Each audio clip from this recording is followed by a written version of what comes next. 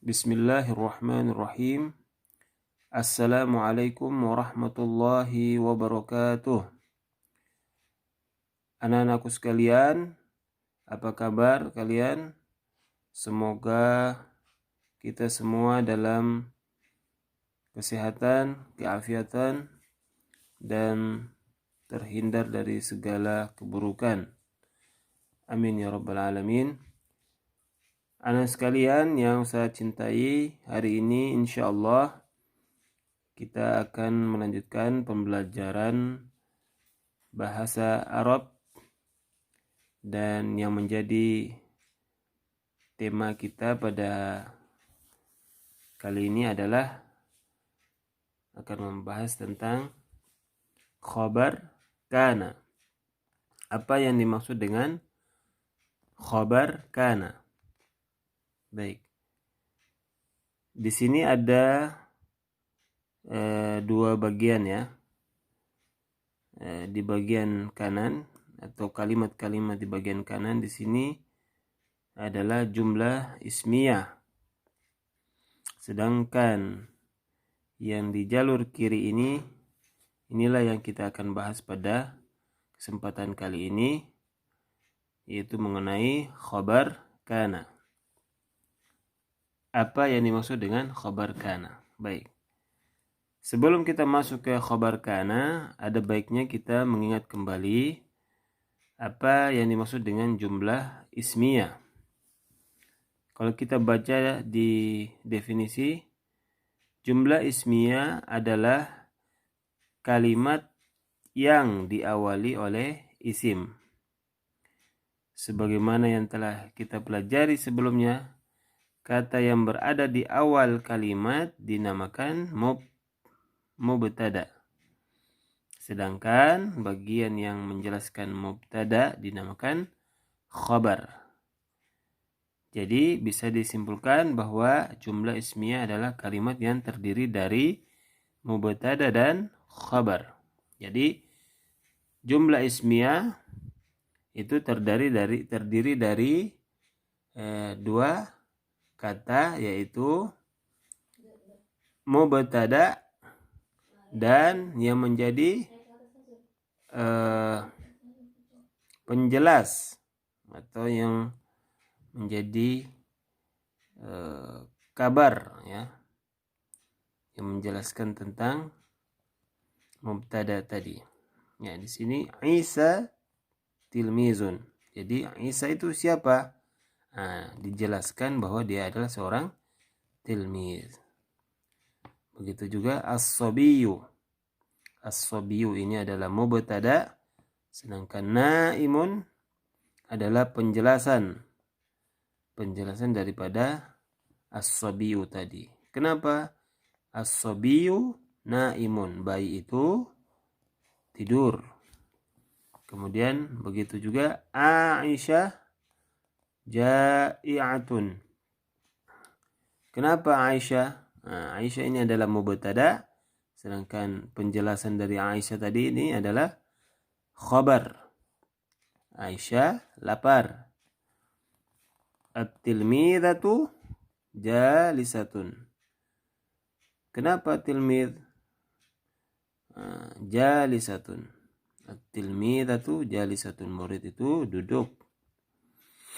Jadi at-tilmidatu dia merupakan mubtada, sedangkan jalisatun adalah khabar atau penjelasan daripada tilmidatu.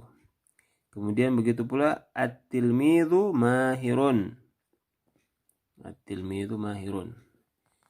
At-tilmidhu merupakan mubtada, mahirun sebagai penjelas atau khabar daripada at-tilmidhu. Jadi itu adalah jumlah ismiyah, terdiri dari mubtada dan khabar atau penjelas daripada mubtada. Baik. Sekarang kita ingin mengetahui kalimat-kalimat yang ada di jalur kiri. Kalimat yang ada pada jalur kiri diawali dengan kana. Nah, isim yang berada setelah kana dinamakan isim kana. Jadi setelah kana ada Isa. Nah, ini adalah merupakan isim kana. Isa ini. Ya. Isa ini adalah isim kana. Setelah Isa ini adalah penjelasan daripada kana tadi. Penjelasan daripada isim yang setelah kana. Nah, ini yang dimaksud dengan khabar kana. Jadi kana Isa tilmidan, bahwa Isa adalah atau menjadi murid. Kana Isa tilmidan. Kemudian kana as-sabiyyu naiman, bahwa bayi itu telah tidur. Kana, kemudian isim kana as-sabiyyu, kemudian naiman sebagai penjelas daripada isim kana. Penjelasan dari itu yang dinamakan dengan khobar, ya, khobar kana. Ini adalah khobar kana. Kanat Aisyatu ja'iatan. Nah, yang digaris bawahi di sini ini merupakan khabar daripada kana, isim kana.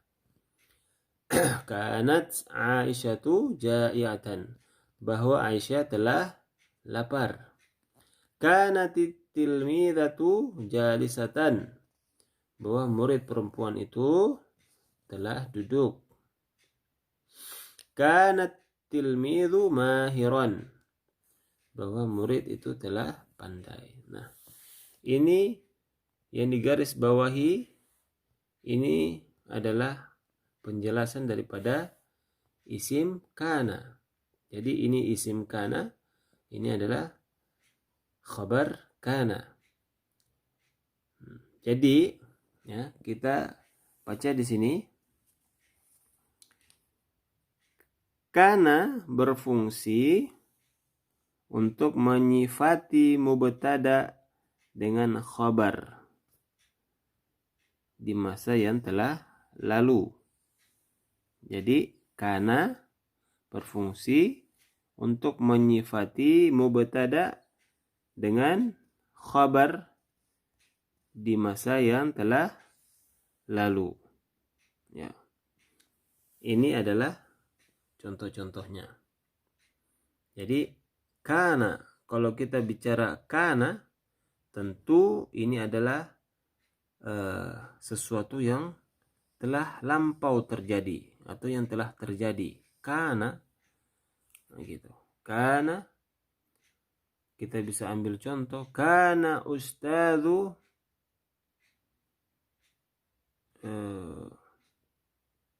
jalisan misalkan, ya. Itu contohnya.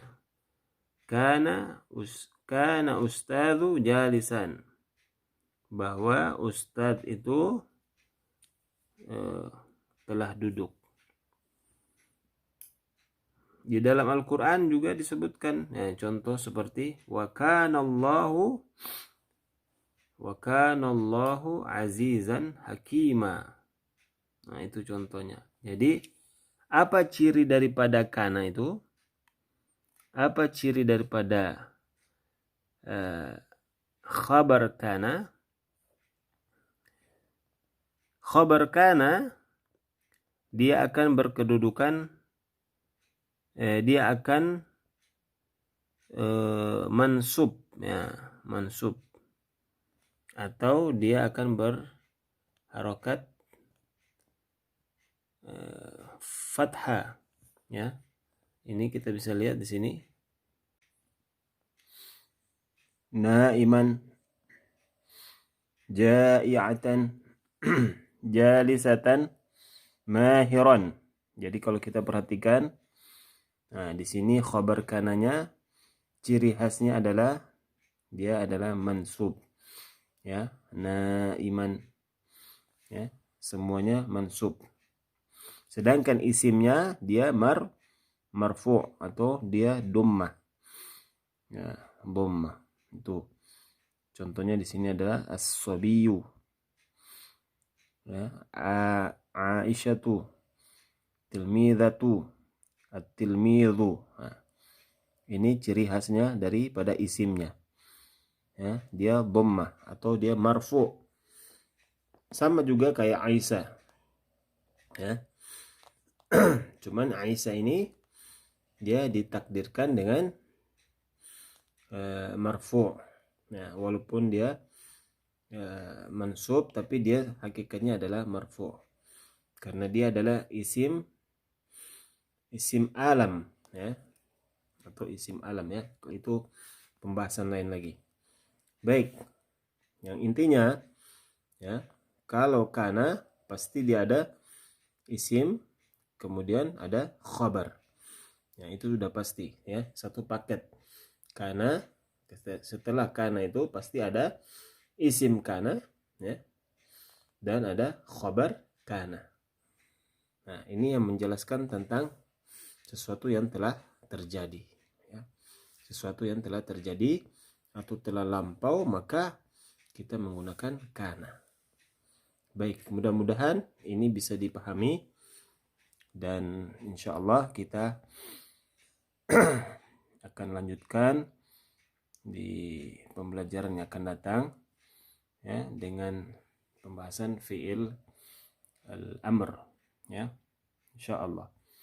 Baik, saya cukupkan sampai di sini. Wassalamualaikum warahmatullahi wabarakatuh.